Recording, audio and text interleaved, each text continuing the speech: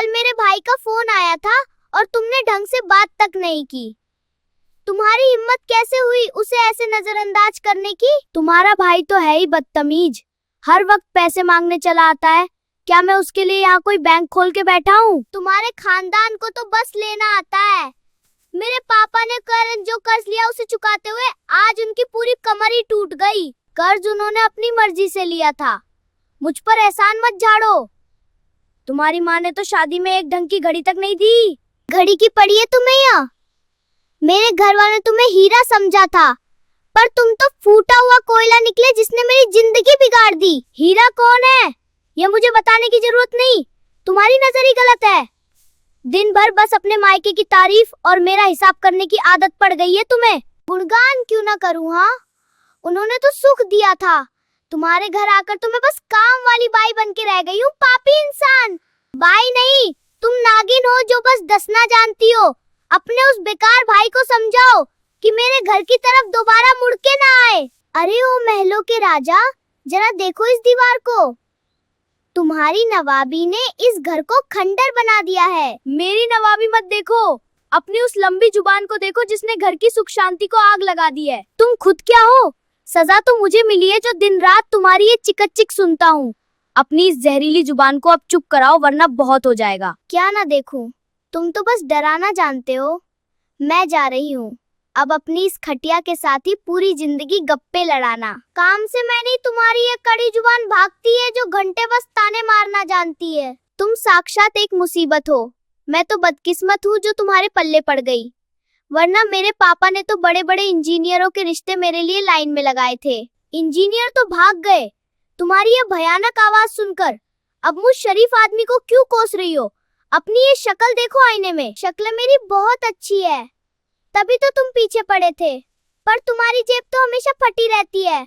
बड़े आए आईना दिखाने। जेब मेरी नहीं, तुम्हारी ये बड़ी बड़ी फरमाइशें फटी हुई है। तुम तो बस पड़ोसियों के गहने देखकर कुर्ती रहती हो। जल कुकड़ी कहीं की। जल कुकड़ी मैं नहीं, तुम कंजूस हो। अपने शौक तो पूरे होते हैं तुम्हारे, पर मेरी एक बाली के लिए तुम्हारा दिवाला निकल जाता है।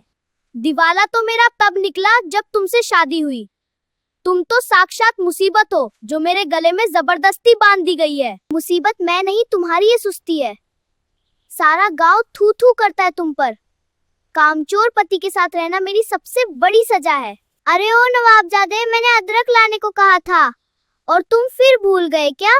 बिना अदरक की चाय पीकर तुम्हारा काम आज चलेगा? दुकान पे भीड़ बहुत थी और तुमने पूरी लिस्ट पकड़ा दी। तो अब अदरक नहीं लाए तो क्या आसमान गिर गया जो इतना मुद्दा बना रही हो? भीड़ तो होगी ही, क्योंकि तुम चौराहे पर गप्पे लड़ाते हो। पड़ोसी शर्मा जी को देखो, वो धनिया भी बिना मांगे घर ले आते हैं। शर्मा जी तो अपनी बीवी के गुलाम है। क्या तुम चाहती हो कि मैं भी झोला उठाकर उनके पीछे घूमूं और अपनी इज्जत बेचूं? इज्जत की बात मत करो। दोस्तों को पार्टी देने के लिए पैसे हैं, पर घर की जरूरतों के वक्त तुम्हारा बटुआ खाली हो जाता है। बटुआ खाली तुम्हारी इन साड़ियों की वजह से होता है। तुम तो बस अलमारी भरने में लगी हो और मुझे यहाँ नकारा बोलती हो। साड़ी तो मैंने पिछले साल ली थी। तुम्हारी याददाश्त तो सड़ गई है। तुम बस बहाने बनाना जानते हो और काम से हमेशा भागते रहते हो। ओए प्रिय, बिजली का बिल भरते भरते कंगाल हो गया और तू पंखा चलाकर हवा ले रही है। मुझे और कंगाल बनाएगी। तो क्या मैं यहाँ गर्मी में पिघलती रहूं? खुद तो ऑफिस में फ्री की एसी में बैठते हो और घर में मुझे तड़पने छोड़ देते हो। ऑफिस में काम होता है, पिकनिक नहीं। कल से सारे एसी बंद, सिर्फ मोमबत्ती जलेगी।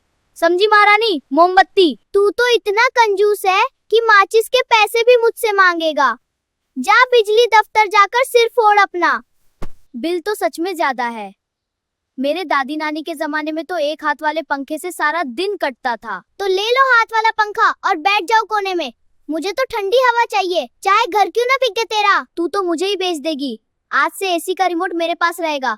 चुपचाप सो जा, काम चोर कहीं की। शर्मा जी को देखा, अपनी बीवी को नई स्कूटी दिलाई है और तू मुझे आज भी पैदल सब्जी लेने भेजता है। तो जाना शर्मा जी के पास, उनके पास स्कूटी है। क्यों, तुम मुझे भगा रहे हो? मेरे पास तो बस तेरी ये लंबी जुबान है जो रुकती ही नहीं। जुबान तो चलेगी ही। फूटी किस्मत थी मेरी जो तुझ जैसे कंजूस से पाला पड़ा। मेरे बाप ने तो शादी में पुरानी साइकिल भी नहीं दी थी, बड़ी आई स्कूटी वाली दी। सपने आसमान के और हैसियत जमीन की। बेटा, यह बहू तो शर्मा जी की जासूसी करती रहती है, घर के काम में इसका जी ही नहीं लगता। सासू माँ, वैसे भी खाली बैठ के सबकी बुराई तो करनी है आपको, दिन भर बस ताने मारना आपका काम रह गया है। ओए, माँ को मत बोल, कल से बाजार पैदल जाएगी, 1 रुपया नहीं मिलेगा ऑटो के लिए। प्रिया, मेरा नेट पैक कहाँ गया? अब कुछ भी नहीं खुल रहा, दिन भर रैली देखकर पूरा इंटरनेट खत्म कर दिया। तेरा नेट कोई खजाना नहीं है, 2 वीडियो क्या देख ली?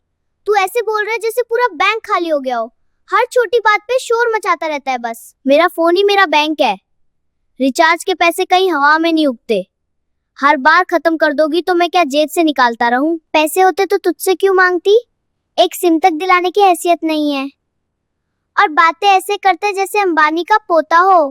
प्रिया, आज मेरे ऑफिस के 10 दोस्त डिनर पे आ रहे हैं, शाही पनीर और पुलाव बना लेना, घर की इज्जत का सवाल है। 10 मेहमान एक साथ, कामचोर कहीं के, खुद तो सोफे से नहीं उठता और खाना बनाने का ठेका मुझे दे दिया। तमीज से बात किया कर, मेरी भी इज्जत है, एक दिन खाना बना देगी तो हाथ कोई खराब नहीं हो जाएंगे। इज्जत तेरी तो वैसे भी कोई खास इज्जत नहीं है, जो लोग यहाँ मुफ्त में खाने आते हैं वो दोस्त नहीं, बस ठूसने वाले मेहमान हैं। बहू, मेरे बेटे के दोस्तों का अपमान मत कर, मेहमान भगवान होते हैं। हमारे जमाने में हम बारात को खिलाते थे। तो फिर आप ही खिला लो, रसोई तो खाली ही पड़ी है, उठकर अपना हुनर भी दिखा दीजिए। आज मुझे तू तो साक्षात डायन बन जाती है, मेहमानों के सामने ज्यादा बोली तो सीधा मायके भेज दूंगा हमेशा के लिए। चल जल्दी से खाना ला, ज्यादा नाटक मत कर, समझी? ओह, दोबारा मेरी माँ से जुबान लड़ाई तो तेरा मुंह तोड़ दूंगा, याद रखना। आप ही का बेटे तो वीडियो को लाइक नहीं किए हो तो वीडियो को लाइक कर दो, और तुम लोग भी आ जा खाना खाने, और चैनल को सब्सक्राइब करना मत भूलना। धन्यवाद।